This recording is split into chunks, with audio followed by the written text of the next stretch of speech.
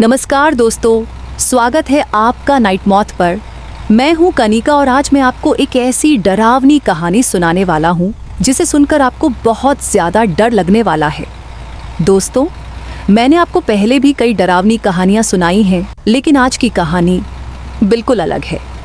ये कहानी एक ट्रक ड्राइवर की है जिसका नाम है राजेश। राजेश के साथ जो कुछ हुआ वो इतना भयानक है कि उसे याद करके आज भी उसका पूरा शरीर कांप जाता है। दोस्तों, अगर आप पहली बार हमारे चैनल पर आ रहे हैं तो प्लीज़ इस वीडियो को लाइक करें, सब्सक्राइब करें और नोटिफिकेशन बेल को ऑन कर दें ताकि आप हमारी हर नई कहानी तक सीधे पहुंच सके। तो चलिए बिना किसी देरी के शुरू करते हैं राजेश की इस भयानक आप बीती को।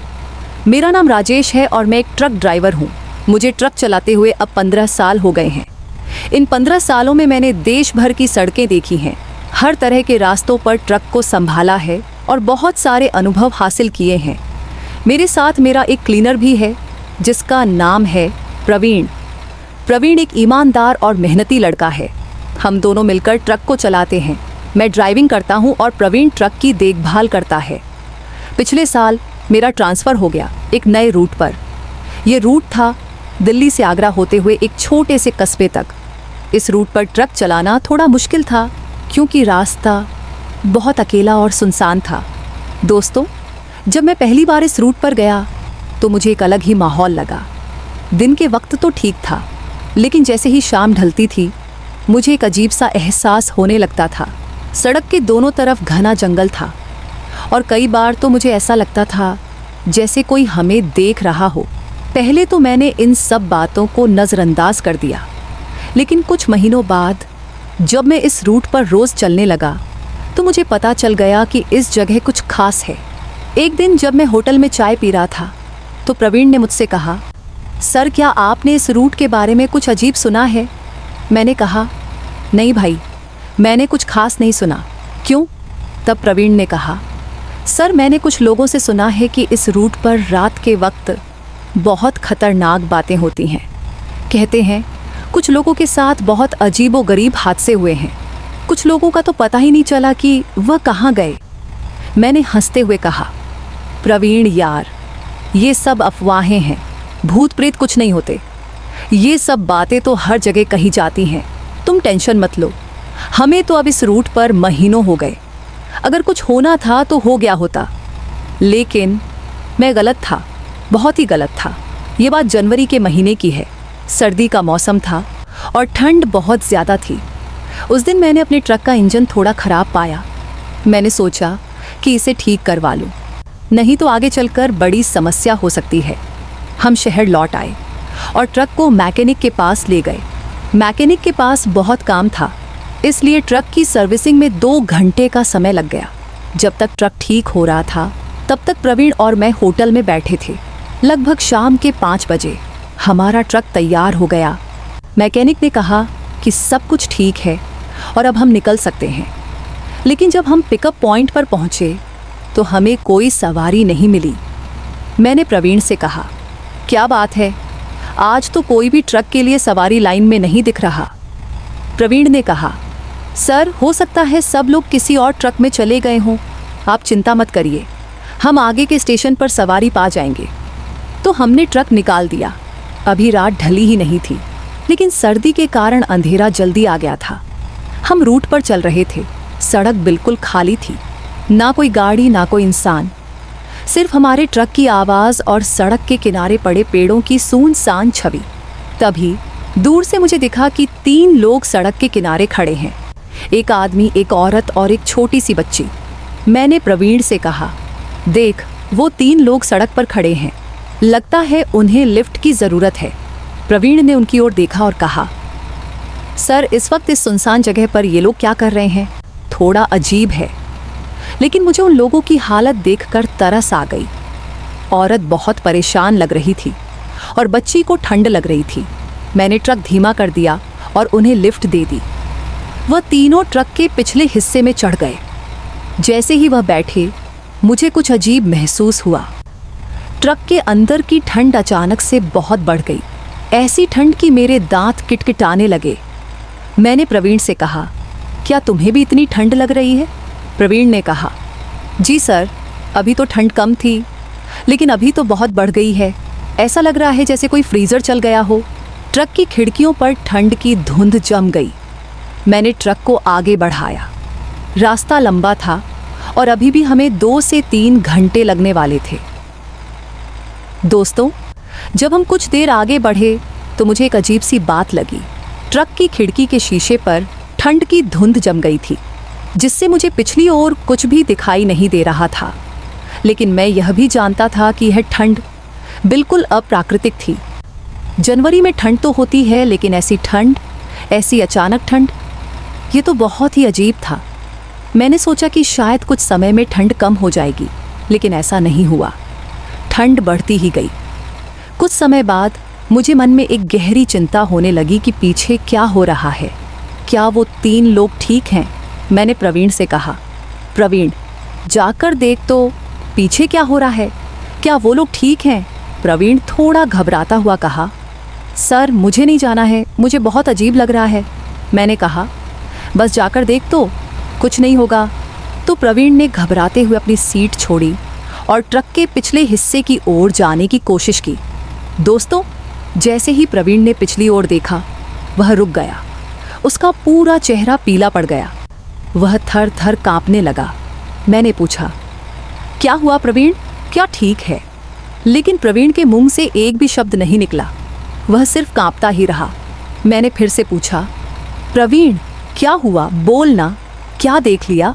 तब प्रवीण डर के मारे हकलाते हुए कहा, सर, वो लोग इंसान नहीं हैं। मेरा दिल एक बार तेजी से धड़कना शुरू कर दिया। मैंने पूछा, क्या मतलब इंसान नहीं है, फिर क्या है? प्रवीण ने कहा, सर, मैंने जब पीछे देखा तो मुझे अपनी आंखों पर विश्वास ही नहीं हुआ। वह आदमी, उसका पूरा शरीर काला पड़ गया है। ऐसा लग रहा है जैसे वह आग में झुलस गया हो। उसकी आंखें पूरी तरह सफ़ेद हैं। और जो औरत है, सर, उसके पास आंखें ही नहीं हैं। उसकी जगह सिर्फ खाली गड्ढे हैं। और उसके बाल, सर, वो बाल इतने लंबे हैं कि वो हवा में लहरा रहे हैं।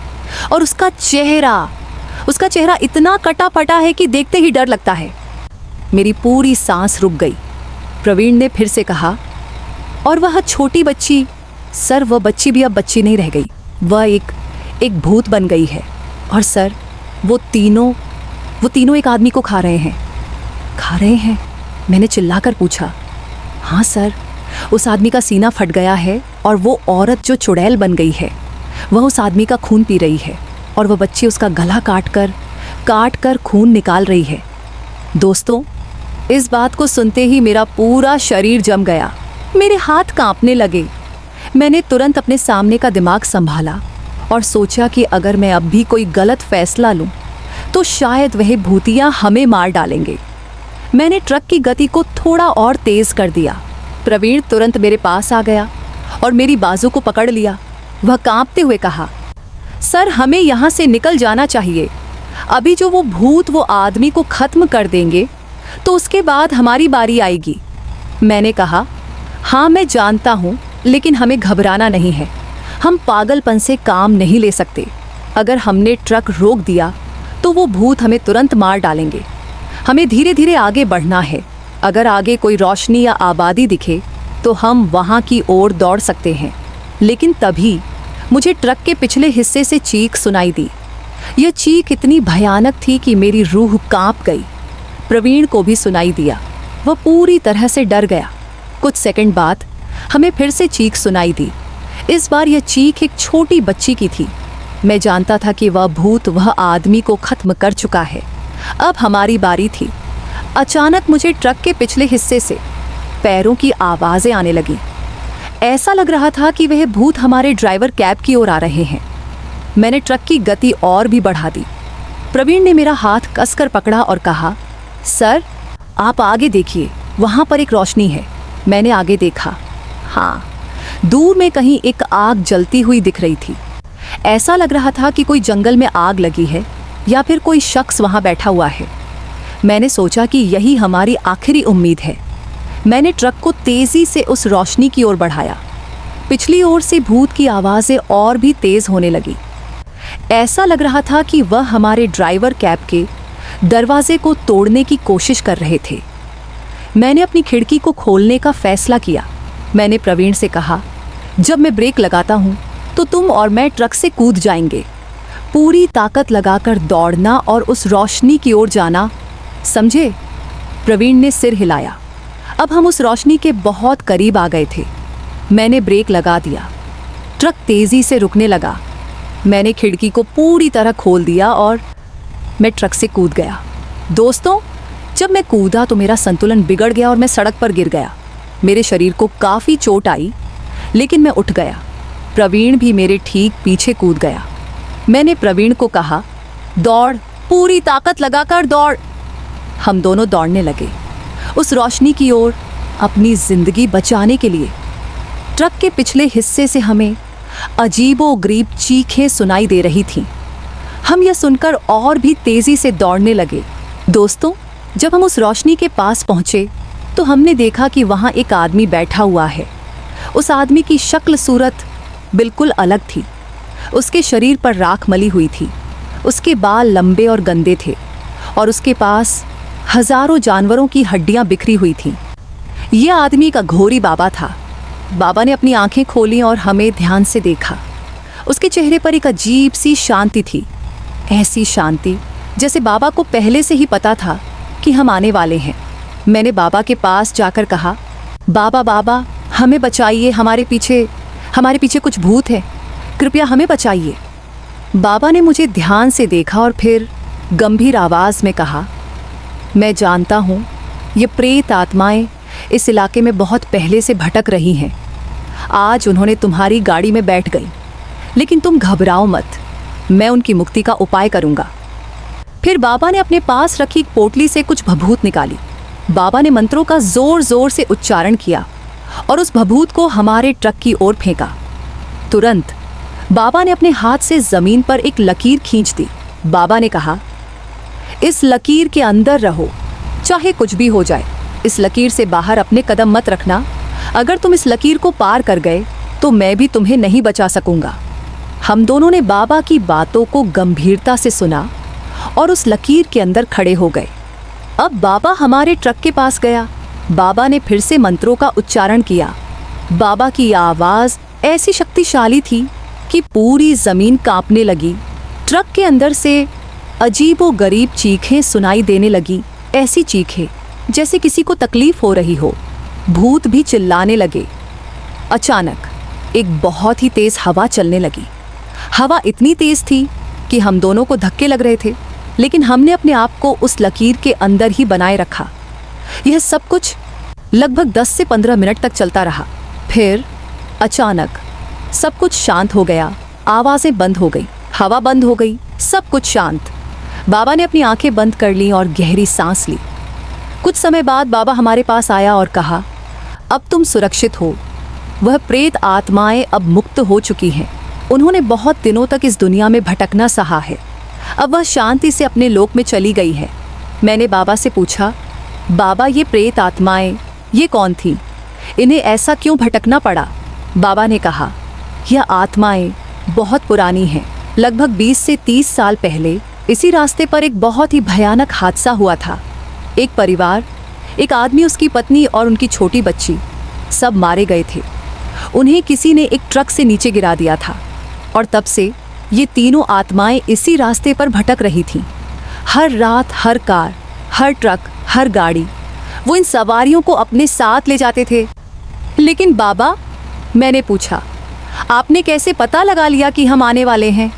बाबा ने कहा, बेटा, मारने वाले से बचाने वाला बड़ा होता है और तुम सब पर भगवान का आशीर्वाद था, महादेव का आशीर्वाद था। ये मैं नहीं हूँ जो तुम्हें बचाया, ये तो भगवान था जो तुम्हें मेरे माध्यम से बचाया। उसके बाद मैं और प्रवीण हमारे ट्रक के पास गए। ट्रक का आगे का हिस्सा एक बड़े पेड़ से टकरा गया था, लेकिन ट्रक अभी भी चलने लायक था। मैंने बस को स्टार्ट किया और वो स्टार्ट हो गई।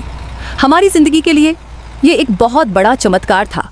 मैं ट्रक को वापस सड़क पर ले आया और उस जगह से तेज़ी से निकल गया।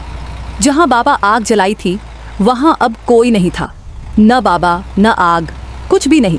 बस सोनापन था, पूरी तरह से सोनापन। दोस्तों, उसके बाद मैंने एक फैसला ले लिया, चाहे कुछ भी हो जाए मैं उस रूट पर रात को ट्रक नहीं चलाऊंगा। कुछ महीनों बाद मैंने अपना ट्रांसफ़र करवा लिया और दूसरे रूट पर चला गया। लेकिन आज भी जब मैं रात को सड़क पर होता हूँ तो उस रात को याद करके मेरी रूह कांप जाती है।